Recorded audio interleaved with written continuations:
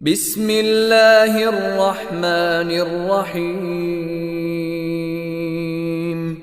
اقرأ باسم ربك الذي خلق خلق الإنسان من علق اقرأ وربك الأكرم الذي علم بالقلم.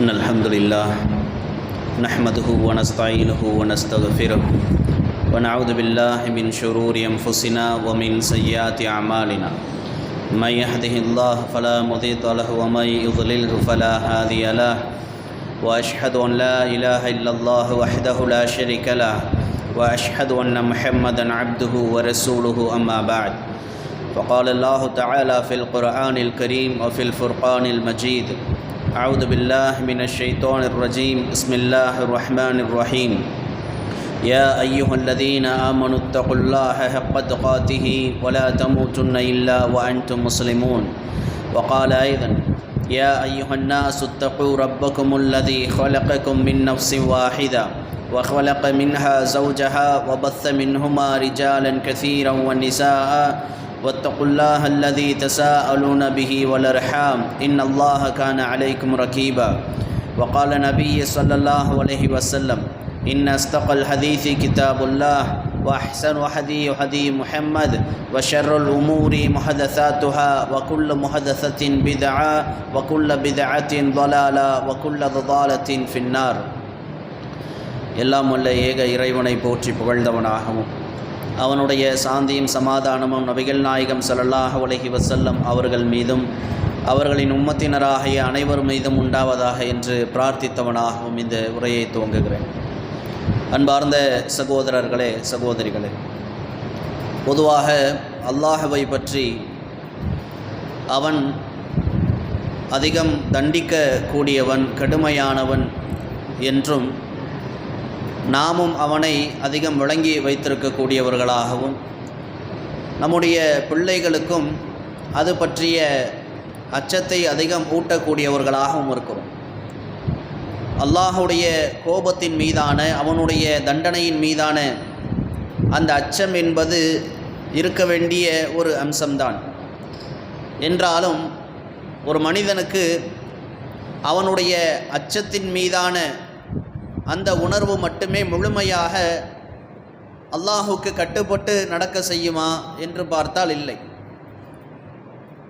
அல்லாஹுடைய அச்சத்தின் பேரில் அவனுக்கு கட்டுப்படுவது என்பது ஒரு வகை என்றாலும் அவனை பற்றிய நேசம், அவன் எந்த அளவிற்கு மனிதர்கள் மீது கருணையாளனாக இருக்கிறான், அன்பாளனாக இருக்கிறான் என்பதை உணர்ந்து அதற்கு ஏற்றவாறு நாம் அவனுக்கு நன்றி உள்ளவர்களாக நடந்து கொள்கிறோமா என்பதை சிந்தித்து அவனுக்கு கட்டுப்படுவது ஒரு வகை.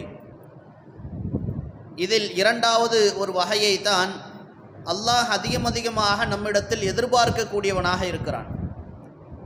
அதனால்தான் அல்லாஹ் தன்னை பற்றி திருமறை குர்ஆனிலே முதல் அத்தியாயத்தில் இந்த உலக மக்களுக்கு தன்னை பற்றி எப்படி அறிமுகம் செய்கிறான்? அல்ஹம்துலில்லாஹி ரப்பில் ஆலமீன், அகிலங்களின் இரட்சகனாகிய அல்லாஹுக்கே எல்லா புகழும் என்று சொல்லிவிட்டு தன்னை பற்றி முதலில் அல்லாஹ் இந்த மக்களுக்கு அவனுடைய வேதத்தில் அறிமுகம் செய்யக்கூடிய விதமே எப்படி இருக்கிறது? அர் ரஹ்மான் இர் ரஹீம், அவன் அளவிலா அருளாளன், நிகரில்லா அன்பாளன் என்று தன்னை பற்றி அறிமுகம் செய்கிறான். இந்த ரஹீம என்கிற வேர் சொல்லில் இருந்து வந்திருக்கக்கூடிய இந்த ரஹ்மான் ரஹீம் என்கிற இரண்டு வார்த்தையுமே கிட்டத்தட்ட ஒரே பொருளை தரக்கூடியது தான். அளவிலா கருணையாளன், எல்லையில்லா அன்பாளன் என்பது போன்ற பொருளை தரக்கூடிய வார்த்தைகள். இப்படிதான் அல்லாஹ் தன்னை மனிதர்களிடத்தில் முன்னிலைப்படுத்தி கொள்ள விரும்புகிறான். பொதுவாக மனிதர்களுடைய அன்புக்கும் பாசத்திற்கும் எல்லையே இல்லை என்று சொல்லிக் கொள்வார்கள். நாம் நேசிக்கக்கூடிய ஒருவரை பார்த்து நான் உன் மேலே வச்சிருக்கிற அன்புக்கு எல்லையே இல்லை அப்படின்னு சொல்லிக்கலாம். ஆனால் அது உண்மையாக இருக்காது. அதே மனிதர்கள் தான் கொஞ்ச காலம் கடந்த பிறகு என்னுடைய பொறுமைக்கு ஒரு எல்லை இருக்குது அப்படின்னு சொல்லுவாங்க. அப்படிதானே? மனிதர்களாகிய நம்முடைய பொறுமைக்கு ஒரு எல்லை இருக்கிறது. ஆனால் நபிகள் நாயகம் ஸல்லல்லாஹு அலைஹி வஸல்லம் அவர்கள் சொல்லி காட்டுகிறார்கள், மனவேதனைக்கு உள்ளாக்கப்படும் செய்தியை கேட்டும் உடனே தண்டித்து விடாமல் மிகவும் பொறுமை காப்பவன் அல்லாஹ்வை விட இந்த உலகத்தில் வேறு யாரும் இல்லை. மனிதர்களாக நாம சொல்லிவிடுவோம், எவ்வளவு பெரிய நேசத்திற்குரியவர்களை பார்த்தும் என் பொறுமைக்கும் ஒரு லிமிட் இருக்குன்னு சொல்லிடுவோம். மனைவியை பார்த்து, பிள்ளைகளை பார்த்து, பெற்றோர்களை பார்த்து சொல்லிவிடுவோமா இல்லையா? ஆனால் அல்லாஹ்வுடைய ரசூல் சொல்லுகிறார்கள், மனவேதனைக்கு உள்ளாக்கப்படக்கூடிய செய்திகளையும் சம்பவங்களையும் தினந்தோறும் அல்லாஹ் பார்க்கிறான். அவனுக்கு மாறு செய்யக்கூடிய அடியார்களை தினந்தோறும் அல்லாஹ் பார்க்கிறான். ஆனாலும் அல்லாஹ் அவர்களை ஒருபோதும் உடனே தண்டித்து விடுவது கிடையாது, பொறுமை காப்பவனாக இருக்கிறான் என்று சொல்லிவிட்டு சொல்லுகிறார்கள். அவனுடைய அடியார்களில் சில பேர் அவனுக்கு குழந்தை இருப்பதாக சொல்லுகிறார்கள், அவனுக்கு இணை கற்பிக்கிறார்கள்.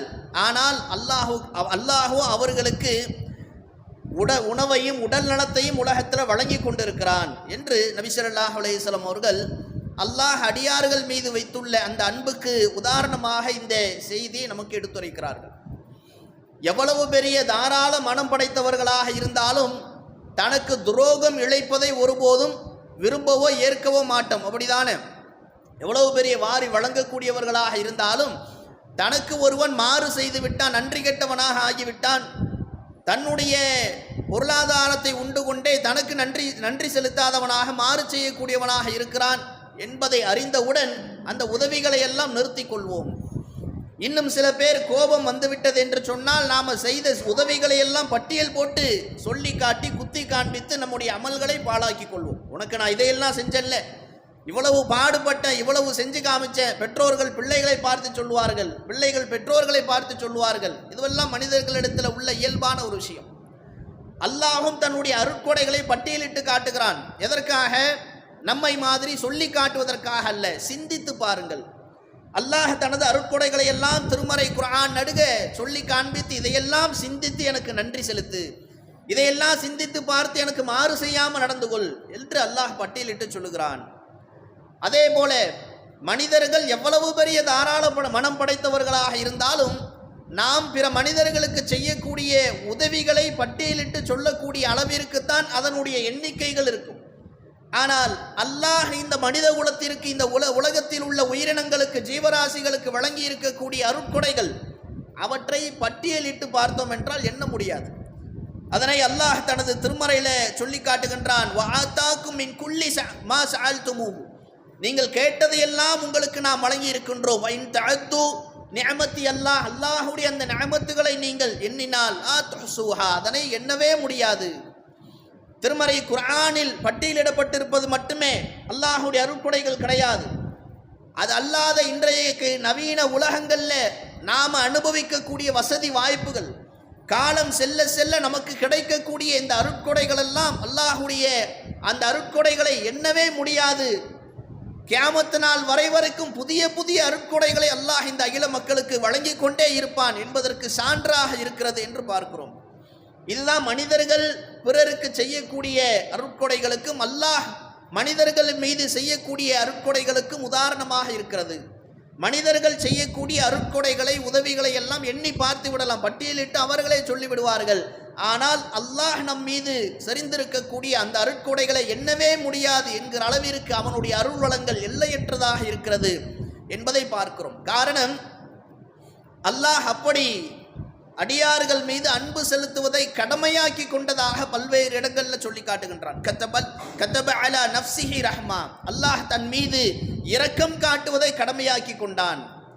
நபிகள் நாயகம் ஸல்லல்லாஹு அலைஹி வஸல்லம் அவர்கள் சொல்லி காட்டுகிறார்கள், அல்லாஹ் படைப்புகளை படைத்த போது அவனுடைய அரியாசனத்தின் மீதுள்ள பதிவேட்டில் இன்ன ரஹ்மதி தக்லிபு கதபி, என்னுடைய கருணை என்னுடைய கோபத்தை வென்றுவிட்டது என்று தனக்குத்தானே விதியாக்கி கொள்ளும் விதமாக எழுதி வைத்திருக்கிறான் என்று அல்லாஹுடைய தூதர் அவர்கள் சொல்லுகிறார்கள். அல்லாஹ் கோபப்படக்கூடியவன் தான், ஒரு அளவிற்கு மேல் அவன் தண்டிக்கக்கூடியவன் தான், அநீதி இழைப்பதை பொறுத்து கொள்ளாதவன் தான்.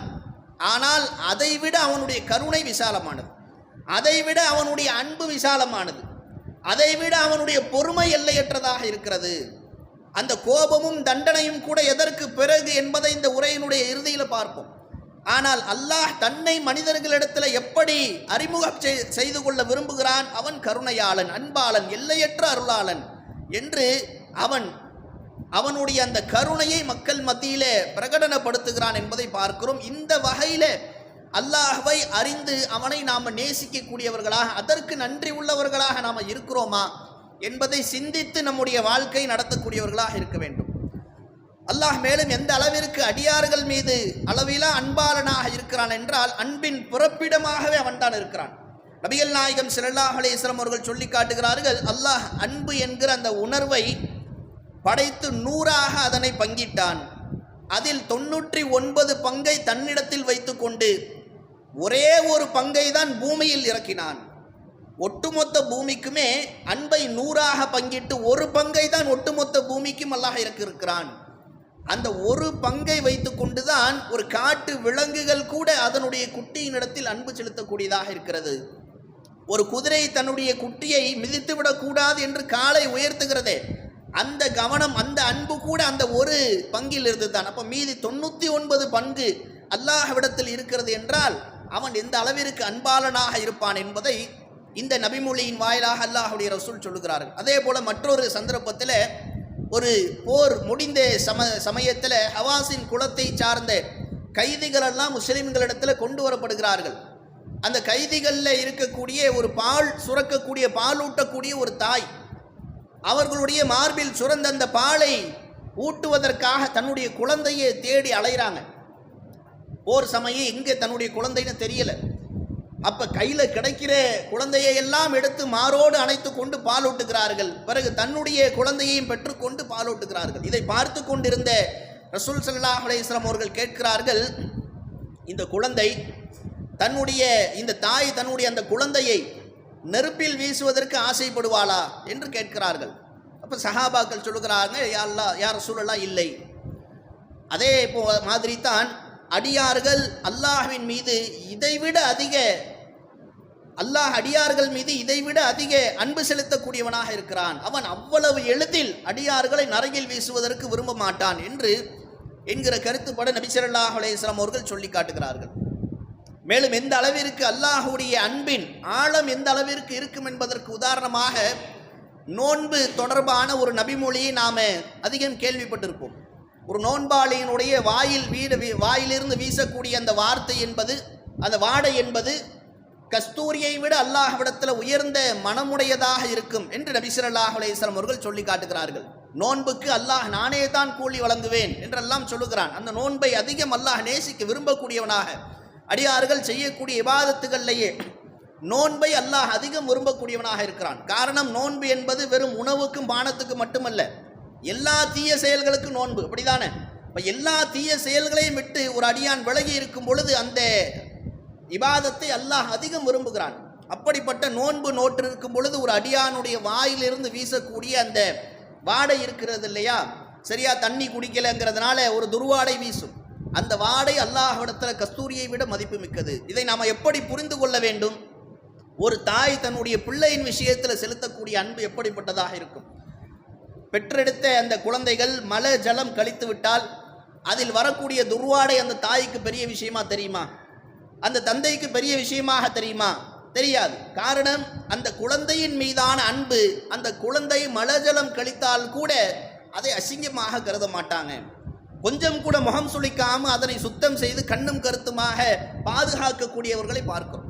இதுதான் மனிதர்களுடைய இயல்பு. இப்போ இப்படிப்பட்ட ஒரு இரக்கத்தை நமக்கு கொடுத்த அல்லாஹ் எந்த அளவிற்கு கருணையாளன். அடியார்கள் அவனுக்காக நோன்பு நோக்கும் பொழுது அவர்களது வாயிலிருந்து வரக்கூடிய அந்த வாடையை அல்லாஹ் கஸ்தூரியை விட மதிப்பு மிக்கதாக பார்க்கக்கூடிய அளவிற்கு அல்லாஹ் மனிதர்களை நேசிக்கக்கூடியவனாக இருக்கிறான் என்று பார்க்கிறோம்.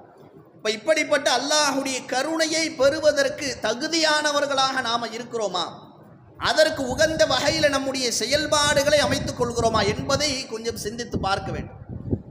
இந்த அளவிற்கு அல்லாஹுடைய கருணையை நாம் எந்தெந்த வகையிலெல்லாம் அடைந்து கொள்ள முடியும் என்பதை நபி ஸல்லல்லாஹு அலைஹி வஸல்லம் அவர்கள் பல்வேறு இடங்களில் நமக்கு பட்டியலிட்டு சொல்லியிருக்கிறார்கள். அல்லாஹும் தனது திருமறையில் பல்வேறு இடங்களில் சொல்லி காட்டுகின்றான். அதையும் நாம் தெரிந்து கொள்வதன் மூலமாகத்தான் இந்த கருணையை அடையும் விதமாக நம்முடைய செயல்பாடுகளை மாற்றி அமைத்துக் கொள்ள முடியும். முதலாவதாக அல்லாஹுடைய ஒரு பாணி என்னவென்று சொன்னால், அல்லாஹ் அடியார்கள் விஷயத்தில் எப்படி அணுகுமுறையை வைத்திருக்கிறான் என்று சொன்னால், ஃபதுகுரூனி அதுகுருக்கும், என்னை நீங்கள் நினைவு கூறுங்கள், உங்களை நான் நினைவு கூறுவேன். வஷ்குரூலி வலா தக்ஃபுரூன், எனக்கு நீங்கள் நன்றி செலுத்துங்கள், என்னை நிராகரித்து விடாதீர்கள் என்று அல்லாஹ் சொல்லுகிறான். அப்போ அல்லாஹ்வை நாம் எந்த அளவிற்கு நினைவு கூறுகிறோமோ அதை விட பன்மடங்கு அல்லாஹ் நம்மை நினைவு கூறுவான். இதை நபி ஸல்லல்லாஹு அலைஹி வஸல்லம் அவர்கள் சொல்லி காட்டுகிறார்கள். வல்லமை மாண்பும் மிக்க அல்லாஹ் கூறுவதாக நபி ஸல்லல்லாஹு அலைஹி வஸல்லம் அவர்கள் சொல்லுகிறார்கள், ஒரு நன்மை செய்தவருக்கு அது போன்று 10 மடங்கு நற்பலன்கள் உண்டு, அதைவிட கூடுதலாகவும் நான் வழங்குவேன் என்று அல்லாஹ் கூறுவதாக சொல்லிவிட்டு மேலும் அல்லாஹ் சொல்லுகிறான், யார் என்னிடம் ஒரு சான் அளவுக்கு நெருங்குகிறாரோ அவரை நான் ஒரு முழம் அளவிற்கு நெருங்குவேன். யார் என்னிடம் ஒரு முழம் அளவுக்கு நெருங்குகிறாரோ அவரிடம் நான் என்னுடைய விரிந்த 2 கைகளின் நீட்டளவுக்கு நான் நெருங்குகிறேன். யார் என்னிடம் நடந்து வருவாரோ நான் அவரிடம் ஓடோடி வருகிறேன். ஒருவர் எதையும் எனக்கு இணை வைக்காமல் பூமி நிறைய சிறு பாவங்களுடன் என்னிடம் வந்தாலும் அதுபோன்று பூமி நிறைய மன்னிப்புடன் நான் அவரை நெருங்குகிறேன் என்று நபி ஸல்லல்லாஹு அலைஹி வஸல்லம் அவர்கள் அல்லாஹ் கூறுவதாக கூறுகிறார்கள். அப்போ அல்லாஹுடைய அணுகுமுறை எப்படி இருக்கிறது? நாம் எந்த அளவிற்கு அல்லாஹுடைய இந்த அன்புக்கு மதிப்பளிக்கிறோமோ, இதுவும் மனிதர்கள்ட்ட உள்ள இயல்பு தானே. நம்முடைய அன்பு யாருக்கு நாம் அதிகமாக கொடுக்கணும்னு நினைப்போம், யார் நம்ம மேலே அன்பாக இருக்கிறாங்களோ அவங்களுக்கு தான் நம்ம அந்த அன்பை, இவங்க மேலே தான் அன்பு செலுத்த தகுதியானது நம்ம அன்பு செலுத்துவோம். ஒரேடியாக புறக்கணிச்சிட்டே இருக்கிறாங்க, ஒரு கட்டத்துக்கு மேலே நாமளும் மனம் வெறுத்து ஒதுங்கி விடுவோம், அப்படிதானே? இதே மாதிரி அடியாறுகள் விஷயத்திலும் அல்லாஹ் என்ன செய்கிறான், நம்மை விட பன்மடங்கு பொறுமையாளனாக இருக்கக்கூடிய இறைவன் எவ்வளவு நாம் அவனுக்கு மாறு செய்தாலும் கூட அவன் நமக்கு உணவையும் உடைமையையும் எல்லா விதமான அருட்கொடைகளையும் வழங்கி கொண்டிருக்கிறான். முஸ்லீம்களுக்கு மட்டுமல்ல, முஸ்லீம் அல்லாதவர்களை யோசித்து பாருங்க. அல்லாஹ் அல்லாதவர்களை எல்லாம், படைப்பினங்களை எல்லாம் படைத்தவனாக எண்ணிக்கொண்டு அவனுக்கு மாறு செய்யக்கூடிய ஷிர்கில் ஊறியவர்களாக அவர்கள் ஒரு பக்கம், முஸ்லிம் பெயர்தாங்கிகளாக குர்ஆனையும் அல்லாவையும் அறிந்து வைத்துக் கொண்டே அல்லாவை விட்டுவிட்டு அவுலியாக்கள் இடத்துல கையேந்தக்கூடிய ஒரு கூட்டம். இன்னும் சொல்ல போனால் சில மனிதர்களுடைய சிந்தனை எப்படி இருக்கிறது என்றால், இந்த உம்ரா ஹஜ்ஜுக்கு செல்லக்கூடிய கூட்டங்களில், தரீகா போன்ற கூட்டங்களில் இருக்கக்கூடியவர்களுடைய சிந்தனை மக்காவை விட மதீனாவுக்கு செல்வதை அதிகம் விரும்புவாங்க. என்ன காரணம் தெரியுமா? மதீனாவுக்கு செல்லணும், ஜியாரத்து செய்யணும், ரசூலுல்லாவுக்கு சலாம் சொல்லணும், மாற்று கருத்து இல்லை. ஆனால் அவர்களுடைய சிந்தனை எந்த அளவிற்கு மிகைக்கும் என்றால், மக்காவை விட ஏன் மதீனாவை அதிகம் நேசிப்பாங்கன்னா, அல்லாஹ் என்ன நரகத்தில் போட்டுருவான், ரசூலுல்லா பரிந்துரை செய்வாங்க, அதனால் நான் அங்கே செல்வதை அதிகமாக நேசிக்கிறேன். ரசூலுல்லா மேலே மௌலூது ஓதுறேன்னு சொல்லி உட்காந்து பிதஅத்தான பாவத்தை சம்பாதிக்கிறதுக்கு காரணம் இதுதான். இந்த பாவங்களை எல்லாம் செய்தால் இதெல்லாம் நல்ல காரியம்னு நினச்சிட்டு செய்து நாளை அவர்களுடைய பரிந்துரை எனக்கு கிடைக்கும், அல்லாஹ் அதன் மூலமாக என்ன சொர்க்கத்துக்கு அனுப்புவோம் நம்புகிறாங்களே. இது எவ்வளவு பெரிய ஒரு அறியாமை. ரசூலுல்லா அவங்க அவர்களுக்கு இழைக்கப்பட்ட எவ்வளவு பெரிய அநீதிகளை மன்னிக்கக்கூடிய அளவிற்கு பெருந்தன்மையாளர், அதற்கு மாற்று கருத்து அல்ல. ஆனால் அல்லாஹ்வை விட பெருந்தன்மையாளரா, அல்லாஹ்வை விட மன்னிப்பவர்களா என்று பார்த்தால் இல்லை, அதற்கு நெருங்கவே முடியாது. இந்த அடிப்படையை புரியாமல் பல பேர் என்ன பண்ணிக்கிட்டு இருப்பாங்க, அல்லாவை விட ரசூலை அதிகம் நேசிப்பது, அல்லாவை அல்லாவுக்கு இணையாக ரசூலை கொண்டு போய் வைப்பது, அப்துல் காதர் ஜெயிலானியை கொண்டு போய் வைப்பது என்கிற நிலை இருப்பதற்கு அடிப்படை காரணம் என்ன? இவங்கெல்லாம் அல்லாவிடத்தில் இவங்களுடைய பரிந்துரையின் மூலமாக தான் நம்ம தப்பிச்சுக்க முடியும்னு நினைக்கிறாங்க. அப்படி கிடையாது. அல்லாஹ் மனசு வைக்கலனா, அல்லாஹ் நம் மீது கருணை செலுத்தலனா யாருடைய பரிந்துரை ஏற்கப்படாது. அங்கே அனுமதிக்கப்பட்டால் தானே பேசவே முடியும். இந்த அடிப்படை பலருக்கு புரியல. இப்போ இந்த அடிப்படையை நாம் உணர்ந்தவர்களாக இருந்தோம் என்றால் அல்லாஹுடைய கருணையை பெறுவதற்கு என்னவெல்லாம் செய்ய முடியுமோ அதையெல்லாம் செய்வோம். அதில் முதலாவதாக நாம் செய்ய வேண்டியது, எல்லா விஷயங்களிலும் அல்லாஹ்வை நினைவு கூறக்கூடியவர்களாக இருக்கணும்.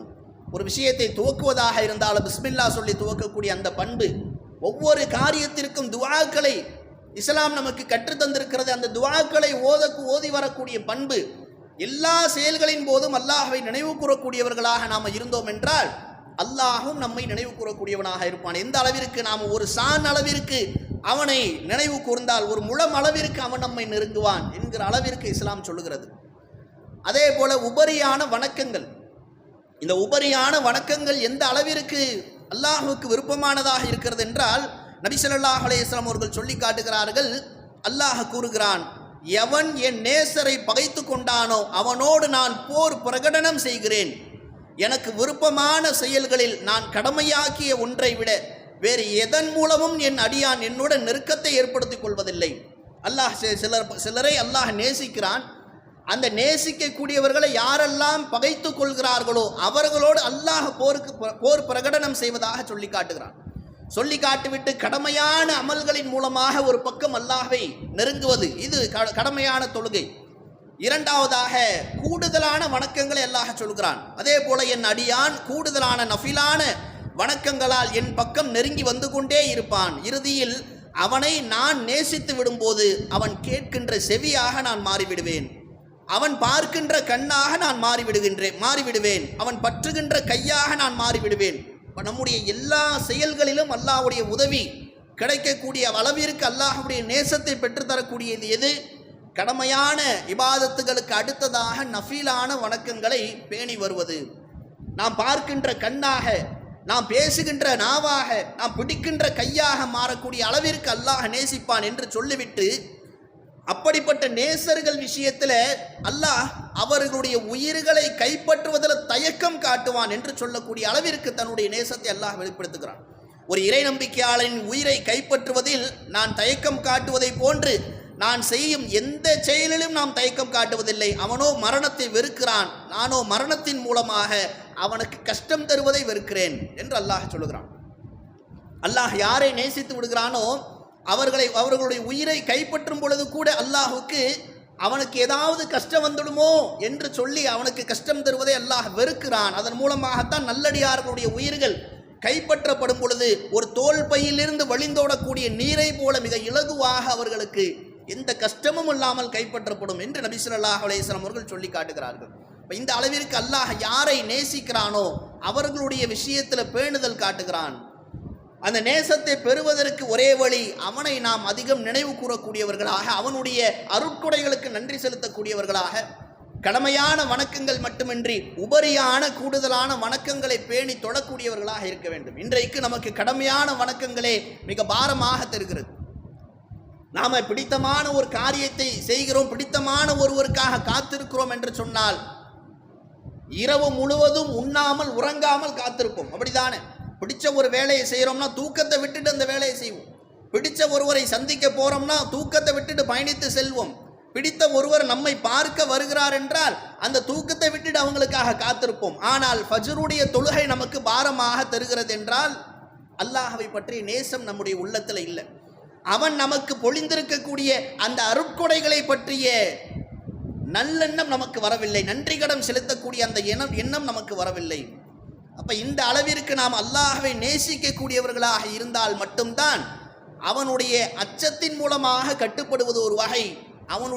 அவன் நமக்கு பொழிந்திருக்கக்கூடிய அந்த அருட்கொடைகளை எண்ணி பார்த்து அவன் நம் மீது வைத்திருக்கக்கூடிய அந்த நேசத்தை எண்ணி பார்த்து அதன் மூலமாக ஒரு குற்ற உணர்வோடு இவ்வளவு அருட்கொடைகள் எல்லாம் நமக்கு செஞ்சிருக்கிறானே, எவ்வளவோ பாவம் செஞ்சும் கூட அதையெல்லாம் அல்லாஹ் மன்னிச்சு நம்ம ஏற்றுக்கிறானே, அவனுக்கு நாம் நன்றி உள்ளவனாக இருக்கணுங்கிற அந்த எண்ணம் வரணும்.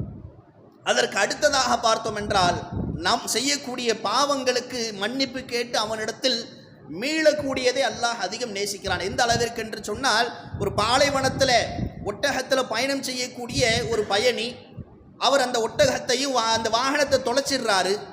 திரும்ப அந்த ஒட்டகம் கிடைக்கும் பொழுது எவ்வளவு மகிழ்ச்சி அடைவார்.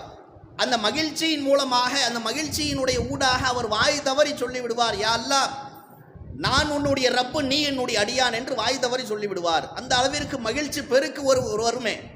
அதாவது அந்த வாகனம் கிடைத்த சந்தோஷத்தில் யா அல்லாஹ் நான் உன்னுடைய அடியான், நீ என்னுடைய ரப்புன்னு சொல்கிறதுக்கு பதிலாக அப்படியே மாற்றி சொல்லிடுவார். அந்த அளவிற்கு மகிழ்ச்சி பெருக்கை ஒரு ஒட்டக பயணி அடைவது போன்று ஒரு பாவம் செய்த அடியார் அவனிடத்தில் பாவ மன்னிப்பு கேட்டு அல்லாஹ்விடத்தில் மீளும் பொழுது அல்லாஹ் அடைகிறான் என்று நபி ஸல்லல்லாஹு அலைஹி வஸல்லம் அவர்கள் சொல்லி காட்டுகிறார்கள். மேலும் பார்த்தோம் என்றால், ஒரு அடியார் ஒரு பாவம் செய்துவிட்டு யா அல்லாஹ் நான் பாவம் செய்து விட்டேன், என்னை மன்னிப்பாயாக என்று பிரார்த்தனை செய்யும் பொழுது அப்போ ரப்பு அல்லாஹ் மலக்குகளிடத்தில் சந்தோஷமாக சொல்லுவானான், என்னுடைய அடியான் தனக்கு ஒரு இறைவன் இருக்கிறான், அவன் தன்னுடைய பாவத்தை மன்னிப்பான் என்று நம்புகிறான், அவனுடைய பாவங்களையெல்லாம் நான் மன்னிச்சிட்டேன்னு சொல்லுங்க என்று மலக்குகளிடத்தில் சொல்லுவதாக நபி ஸல்லல்லாஹு அலைஹி வஸல்லம் அவர்கள் சொல்லி காட்டுகிறார்கள். அடியார்கள் என்னை எப்படி நினைக்கிறார்களோ அதே போன்று நான் அவர்களிடத்தில் இருப்பேன் என்று அல்லாஹ் கூறுவதாக நபி ஸல்லல்லாஹு அலைஹி வஸல்லம் அவர்கள் சொல்லுகிறார்கள். இப்படியெல்லாம் அல்லாஹ் தன்னை பற்றி எந்த அளவிற்கு கருணையாளனாக, அடியார்கள் விஷயத்தில் பொறுமையாளனாக, எவ்வளவு தாராளமாக அருட்கொடைகளை வழங்கியிருக்கக்கூடியவனாக இருக்கிறான் இதையெல்லாம் நினைத்து பார்த்து நாம் அல்லாஹுக்கு நன்றி உள்ளவர்களாக இருக்க வேண்டும் என்பதை இந்த அடிப்படையில் அல்லாஹ்வை நம்பி அந்த அடிப்படையான விஷயத்தை மனதில் இருத்தி கொண்டு நம்முடைய செயல்பாடுகளில் அல்லாஹுக்கு அஞ்சி அவனுக்கு கட்டுப்படுவது ஒரு பக்கம் இருந்தாலும் அவனை நேசிப்பதன் மூலமாக அவனுடைய அருட்கொடைகளை உள்வாங்கிக் கொண்டு அதற்கு நன்றி செலுத்த வேண்டும், நன்றி உள்ளவர்களாக இருக்க வேண்டும், அவனுக்கு மாறு செய்யக்கூடியவர்களாக நம்ம இருக்கக்கூடாது என்கிற உணர்வின் அடிப்படையில் அனைத்து விதமான விஷயங்களையும் அல்லாஹ்வுக்கு கட்டுப்பட்டு அவனுடைய பாசத்தையும் நேசத்தையும் பெறக்கூடிய அடியார்களாக இருந்து நாளை மறுமையிலே வெற்றியடையக்கூடிய பாக்கியத்தை எனக்கும் உங்களுக்கும் அல்ல ரஹ்மான் தந்தருள்வானாக. வாஹிருதவானான் அல்ஹம்துலில்லாஹி ரப்பில் ஆலமீன்.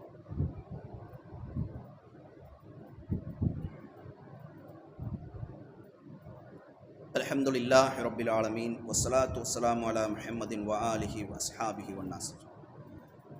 அன்பார்ந்த சகோதரர்களே, நபிமார்கள் முதல் அவர்களுடைய தோழர்கள் வரை அல்லாஹுக்காக பல்வேறு தியாகங்கள் செய்தார்கள் என்கிற வரலாறுகளை நாம் படிக்கும் பொழுது ஒரு அடிப்படையான விஷயத்தை சிந்தித்து பார்க்க வேண்டும். அவர்களை அவ்வாறு செய்ய தூண்டியது எது? யாராவது நிர்பந்தித்து செய்ய சொன்னார்களா? நபி இப்ராஹிம் அலைஹிஸ்ஸலாம் அவர்கள் அல்லாஹுடைய நேசர் என்கிற அல்லாஹுடைய நண்பர் என்கிற அந்தஸ்தை பெருமளவிற்கு உயர்ந்தார்கள் என்று சொன்னால் அதற்கு அடிப்படை காரணம் மனைவியையும் மக்களையும் கொண்டு போய் பாலைவனத்தில் விட்டுவிட்டு வா என்ற ஒரு கட்டளை வந்தவுடன் நான் அல்லாஹ்வுக்காக செய்கிறேன், அல்லாஹ் எனக்கு நிறைய செஞ்சிருக்கிறான், அதற்கு இந்த ஒரு அல்லாஹ்விடம் அல்லாஹ் எனக்கு அளித்த மனைவியும் மக்களையும் நான் அவனுக்காக விட்டு கொடுக்க மாட்டேனா அப்படிங்கிற எண்ணம் தான் அவர்களை அந்த தியாகத்தை செய்ய வைத்தது. இஸ்மாயில் அலைஹிஸ்ஸலாம் அவர்களை அறுப்பது போல அல்லாஹ்விடத்திலிருந்து கனவின் மூலமாக செய்தி வரும் பொழுது அதற்கும் அவர்களை துணிய செய்தது எது? அல்லாஹ் இதைவிட எனக்கு ஏராளம் வழங்கியிருக்கிறான், அவனுக்காக இந்த ஒன்றை நான் விட்டு கொடுக்க மாட்டேனா என்கிற எண்ணம். அதே போல சஹாபாக்களை எடுத்துக்கொள்ளுங்கள். அவர்கள் ஹிஜ்ரத்தின் பொழுது மக்காவிலேயே நீங்கள் சம்பாதித்த செல்வங்களை எல்லாம் விட்டுவிட்டு தான் செல்ல வேண்டும், அப்போதான் அவங்கள விடுவோம்னு குறைஷிகள் வந்து சொல்லும் பொழுது சொத்து சுகந்தான வேணும் எடுத்துக்க, எனக்கு அல்லாஹ் ரசூல் போதும்னு போனாங்களே, அவர்களை அப்படி செய்ய தூண்டியது எது? இதுவெல்லாம் அல்லாஹ்வின் மீதான நேசம். அல்லாஹ் எவ்வளவோ எனக்கு கொடுத்திருக்கிறான், நான் அவனுக்காக இதை கூட கொடுக்க மாட்டனா என்கிற அந்த எண்ணம் இருக்கிறதே, அந்த எண்ணம் தான் பல நபித்தோழர்களை அவ்வளவு தியாகம் செய்வதற்கு தூண்டியதாக அமைந்தது. அதற்கு ஒரு சம்பவத்தை உதாரணமாக பார்த்தோம் என்றால் சுஹைப் ரலியல்லாஹு அன்ஹு அவர்கள் ஹிஜ்ரத்தின் போது மக்காவில் சம்பாதித்த அந்த செல்வங்களை எல்லாம் விட்டுவிட சொல்லி குறைஷிகள் அவர்களை பின்தொடர்ந்து வருகிறார்கள், துரத்தி கொண்டே வருகிறார்கள். அப்போ சுஹைப் ரலியல்லாஹு அன்ஹு அவர்கள் என்ன செய்கிறாங்க? திரும்பி நின்று, என்னிடத்துல 40க்கும் மேற்பட்ட அம்புக்கூடுகள் இருக்கிறது, நீங்கள் என்னை பின்தொடர்ந்து வந்துக்கிட்டே இருந்தீங்கன்னா நான் என்னுடைய அம்பை வைத்து உங்களை எல்லாம் எதிர்கொள்வேன். மக்காவில் நீங்கள் கேட்ட என்னுடைய செல்வம் என்னுடைய அடிமையை எல்லாம் விட்டுக்கிட்டு வந்திருக்கிறேன், அதையெல்லாம் நீங்கள் எடுத்துக்கங்க, எனக்கு தேவையில்லை. இதையும் தாண்டி நீங்கள் என்னை பின்தொடர்ந்து வந்தீங்கன்னா என்னுடைய அம்புகளை வைத்து எதிர்கொள்வேன். என்னுடைய அம்புகளெல்லாம் தீர்ந்து போயிட்டாலும் விடமாட்டேன், என்னுடைய வாளின் மூலமாக உங்களை நான் எதிர்கொள்வேன். ஒருபோதும் உங்களுடைய நிபந்தனைக்கு நான் விட்டுவிட்டு அல்லாவை விட்டுவிட்டு வரமாட்டேன், அவனுடைய மார்க்கத்தை விட்டுவிட்டு வரமாட்டேன் என்று சொல்லி சுஹைப் ரலியல்லாஹு அன்ஹு அவர்கள் அந்த குறைஷி எதிரிகளை நேருக்கு நேராக சந்தித்து விட்டு தைரியமாக பேசிவிட்டு வந்தார்கள் என்கிற சம்பவத்தை நபி ஸல்லல்லாஹு அலைஹி வஸல்லம் அவர்களுக்கு அல்லாஹ் தெரியப்படுத்தி ஒரு வசனத்தை இறக்குகிறான். வமினன் நாசி மயஸ்ரி நஃப்ஸஹு பிஇப்திகா மர்லாத்தில்லாஹ், அல்லாஹ்வுடைய பொருத்தத்தை நாடி தம்மையே முழுமையாக அர்ப்பணிப்பதற்கு முன்வரக்கூடியவர்களும் மனிதர்களில் இருக்கிறார்கள். வல்லாஹு ரவுஃபு பில் இபாத், அப்படிப்பட்ட அடியார்கள் மீது அல்லாஹ் அதிகம் இரக்கமுடையவனாக இருக்கிறான் என்று சொல்லி சுஹைப் ரலியல்லாஹு அன்ஹு அவர்களுடைய அந்த சம்பவம் குறித்து அல்லாஹ் ஒரு வசனத்தை இறக்குகிறான். அந்த நபித்தோழர் நபி ஸல்லல்லாஹு அலைஹி வஸல்லம் அவர்களிடத்துல வந்தபோது, யா அபு ஹய்யா சுஹைபே, நீங்கள் லாபம் தரக்கூடிய ஒரு வியாபாரத்தை செஞ்சுட்டு வந்திருக்கீங்க என்று நபி ஸல்லல்லாஹு அலைஹி வஸல்லம் அவர்கள் அவர்களுடைய செயலை பாராட்டி பேசினார்கள் என்று பார்க்கிறோம். அதே போல உஹது போர் போன்ற களங்களில் அனஸ் இப்னு நதுர் போன்ற சஹாபாக்கள் எவ்வளவு அம்புகள் அவர்களுடைய உடலில் தைக்கப்பட்டும் கூட நபி ஸல்லல்லாஹு அலைஹி வஸல்லம் அவர்களுக்கு அரணாக நின்று உயிர் நீத்தார்கள் என்கிற செய்திகளை எல்லாம் பார்க்கிறோமே. இஸ்லாத்திற்காக இவர்களை இந்த அளவிற்கு தியாகம் செய்ய தூண்டியது எது என்பதை நாம் சிந்தித்து பார்த்தோம் என்றால் அல்லாஹ்வின் மீது கொண்ட நேசம். அல்லாஹ் எனக்கு எவ்வளவோ கொடுத்திருக்கிறான், அவனுக்காக நான் என்னுடைய செல்வத்தை கொடுக்க மாட்டேனா?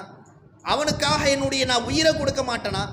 அவனுக்காக என்னுடைய மனோ இச்சையை விட்டு கொடுத்து ஆசாபாசங்களை தியாகம் செய்து அவன் வெறுக்கக்கூடிய காரியங்களின் பக்கம் சென்று விடாமல் அவன் விரும்பக்கூடிய காரியங்களில் மட்டும்தான் நிலைத்திருக்க வேண்டும் என்று உறுதியாக இருக்க மாட்டேனா என்கிற அந்த உறுதிப்பாடு சஹாபாக்கள் இடத்துல இருந்தது. இப்போ இப்படிப்பட்ட ஒரு தன்மை நம்மிடத்தில் இருக்க வேண்டும். அல்லாஹுடைய நேசத்தை பெறுவதற்கு அடிப்படையான விஷயம் அல்லாஹ்வை திக்ருகள் மூலமாக, நஃபிலான வணக்கங்கள் மூலமாக, நாம் செய்யக்கூடிய பாவ மன்னிப்புகளின் மூலமாக அவனை நெருங்க வேண்டும். அதே போல அந்த பாவ மன்னிப்பு கேட்ட பிறகு அவன் வெறுக்கக்கூடிய எந்த காரியத்தின் பக்கமும் மீண்டும் நாம் திரும்பிவிடக்கூடாது. இந்த அடிப்படையை நாம் புரிந்து கொள்ள வேண்டும். தமக்குத்தாமே அநீதி இழைத்து கொண்டு பாவ மன்னிப்பு கேட்ட பிறகு தெரிந்து கொண்டே அதில் நாம் நிலைத்திருக்கக்கூடாது. இது அல்லாஹுடைய கட்டளை. அப்போ இந்த அளவிற்கு அல்லாஹுடைய விஷயத்தில் நாம் கவனமாக இருந்தால்தான் அல்லாஹுடைய அந்த பேர் அருளையும் கருணையும் நாம் பெற முடியும். நபிகள் நாயகம் ஸல்லல்லாஹு அலைஹி வஸல்லம் அவர்கள் சொல்லி காட்டுகிறார்கள், லா யதுகுலுல் அஹதுக்கும் மின்கும் அமலுல் ஜன்னா. உங்களில் யாரையும் அவர்களுடைய அமல்கள் சொர்க்கத்தில் சேர்த்து விடாது அப்படின்னு ரசூலுல்லாஹ் சொல்கிறாங்க. அதற்கு சஹாபாக்கள் இருக்கிறார்கள், வலா அன்த யா ரசூலுல்லாஹ், உங்களையுமா யா ரசூலுல்லாஹ் என்று கேட்டவுடன், வலா ஆமாம் என்னையும் தான், என்னையும் என்னுடைய அமல்கள் சொர்க்கத்தில் சேர்த்து விடாது. இல்லாமா யமுத்தன்னி அல்லாஹு மின்ஹு பிஃபதுலிஹி வரஹ்மத்தின் பிஃபதுலின் வரஹ்மத்தின். அல்லாஹ் தனது அருளையும் கருணையையும் கொண்டு என்னை அரவணைத்து கொண்டாலே தவிர. அப்படி ஒருவர் தொழுகை இபாதத்துகளின் மூலமாக ஒரு பக்கம் நின்று வணங்கி கொண்டே இருந்தாலும் அவர் வேறு ஏதாவது பாவங்கள் செய்வதன் மூலமாக, பிற மனிதர்களுக்கு அநீதி இழைப்பதன் மூலமாக, மோசடிகள் செய்வதன் மூலமாக அல்லாஹுடைய கருணையை இழந்து விட்டால் அதனால் அந்த தொழுகை இபாதத்துகளால் எந்த பிரயோஜனமும் கிடையாது. அப்போ நாம் வணக்க வழிபாடுகள்லையும் சரியாக இருக்கணும், மற்ற அன்றாட செயல்பாடுகள்லையும் அல்லாஹ்வுக்கு எந்த காரியம் பிடிக்காதோ அதை செய்யக்கூடாது. ஒரு செயலை செய்வதற்கு முன்னால் இதை அல்லாஹ் ஏற்றுக்கொள்வானா அல்லது அல்லாஹ் கோச்சிக்குவானான்னு யோசிச்சு பார்க்கணும். அல்லாஹ்வுக்கு பிடித்தமான காரியமாக இருந்தால், அவன் அனுமதித்த காரியமாக இருந்தால் அதனை நாம் செய்யலாம். அல்லாஹ் கோச்சிக்குவான் என்கிற வரக்கூடிய அந்த காரியங்களை விட்டு அடியார்கள் நன்றி உணர்வோடு விலகி இருப்பதன் மூலமாகத்தான் அவனுடைய நேசத்தின் மீது கொண்ட அளவுகோல். மனிதர்கள் விஷயத்தில் அப்படித்தான் நினைப்போம்.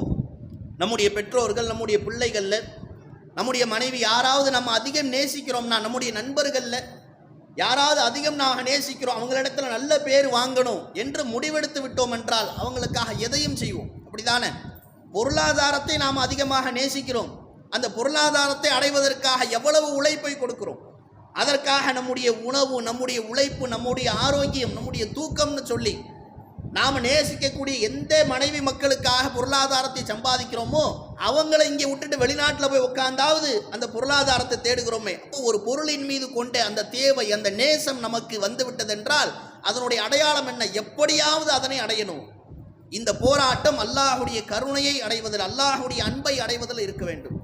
அதற்கு நாம் செய்ய வேண்டியது, எந்த ஒரு சூழல்லையும் அல்லாஹுக்கு அல்லாஹ் பிடிக்காத, அல்லாஹ் தடுத்த காரியத்தை செய்யக்கூடாது. அதன் மூலமாக மட்டும்தான் அல்லாஹுடைய நேசத்தை நாம் அன்பையும் பெற முடியும் என்பதை நினைவில் கொண்டவர்களாக, அல்லாஹுடைய அன்புக்கு இவ்வளவு இலக்கணங்கள் திருமறை குர்ஆனில் சொல்லப்பட்டு, நபிமொழிகளில் சொல்லப்பட்டு, இதையும் தாண்டி மாறு செய்கிறாங்கல்ல, இவங்களை தான் அல்லாஹ் தண்டிக்கக்கூடியவன். அல்லாஹ் தண்டிக்கக்கூடியவன் என்று சொன்னால், எப்படி ஒரு தாய் தன்னுடைய குழந்தையை, பாலூட்டக்கூடிய குழந்தையை அவ்வளவு எளிதில் அது செய்யக்கூடிய அந்த அடம் பிடிக்கக்கூடிய தன்மைக்காக அவ்வளவு எளிதில் பிள்ளைகளை போட்டு அடிச்சிட மாட்டோமே, அந்த மாதிரி தான் அல்லாஹ் அவனுடைய கருணை, அன்பு, அருட்கொடைகள் எல்லாவற்றையும் நமக்கு நினைவுறுத்தி இவ்வளவு விஷயங்களை எடுத்து சொன்ன பின்னரும் கூட இதுவெல்லாம் எனக்கு தேவையில்லை, நான் என் இஷ்டப்படி தான் வாழ்வேன், அல்லாஹ் என் மேலே எவ்வளவு அன்பு வச்சிருந்தா என்ன, எனக்கு உலகத்தில் எது சந்தோஷத்தை தருதோ அதன்படி தான் நான் வாழ்வேன், அவனுடைய அன்புக்கும் கருணைக்கும் என்னிடத்தில் எந்த மதிப்பும் கிடையாது என்கிற ஒரு வாழ்க்கையை யார் வாழ்கிறாரோ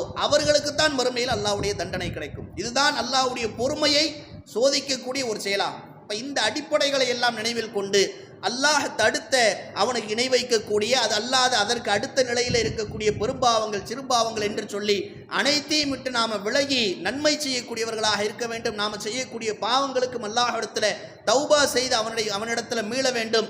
அந்த வகையில் நம்முடைய வாழ்க்கையை அமைத்து கொண்டு நாளை மறுமையில் அவனுடைய பொருத்தத்தை பெற்ற நிலையில் அவனை சந்திக்கக்கூடிய பாக்கியத்தை எனக்கும் உங்களுக்கும் அல்ல ரஹ்மான் தந்தருள்வானாக என்று பிரார்த்தித்தவனாக இந்த உரையை நிறைவு செய்கின்றேன்.